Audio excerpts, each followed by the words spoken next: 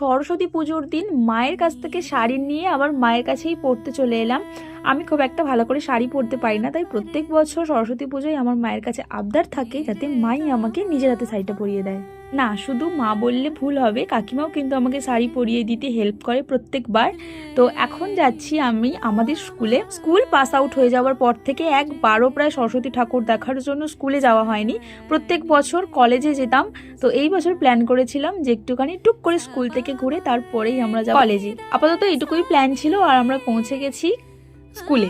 আমি না একটা জিনিস নোটিস করেছি, আমি স্কুলে পড়তাম তখন স্যার ম্যামদের সাথে এইভাবে সরস্বতী পুজোয় স্কুলে এসে যখনই দেখা হতো আমরা ডেকে ডেকে গিয়ে জিজ্ঞেস করতাম, ম্যাম দাঁড়ান কেমন আছেন, বা আপনাকে আজকে ভালো লাগছে, এরকম বলতাম। তবে এখন ব্যাপারটা একদমই উল্টো হয়ে গেছে। এখন আমাদেরকে স্যার ম্যামরা ডেকে ডেকে জিজ্ঞেস করে যে আমরা কেমন আছি, আমাদেরকে শাড়িতে কতটা সুন্দর লাগছে। গিয়ে তো অনেকগুলো বন্ধুর সাথে দেখা হয়ে গেছিল, আর এখন ফাইনালি আমরা উঠে গেছি বাসে কলেজে যাব বলে। আর আজকে ছিল জম্মের ভিড়, একটা বাস আমরা খালি পাইনি। আর এটাও তো স্বাভাবিক, তাই না? সরস্বতী পুজোর দিন তো এই মানুষে ঘুরতে বেরোবে। আমরা এই বোকার মতন স্ট্যান্ডে বসেছিলাম খালি বাসের আশায়। যাই হোক, দেখো ফাইনালি চলে এসেছি আজকে আমার বান্ধবীর কলেজে। আর এখানে বসেই আমরা আজকে লাঞ্চটা করলাম। তারপরে তো আরও একটা বান্ধবীর সাথে আমাদের দেখা হয়ে গেছিল।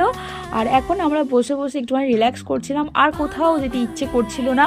খেয়ে নিয়ে একদম পেট ভার হয়ে গেছিলো, তাই ওখানেই সুন্দর সুন্দর গান শুনে আমরা নাচছিলাম, রেস্ট নিচ্ছিলাম। দেন দেখো সুন্দর করে ফটোশ্যুটও করছিলাম, ভিডিও শ্যুট করছিলাম।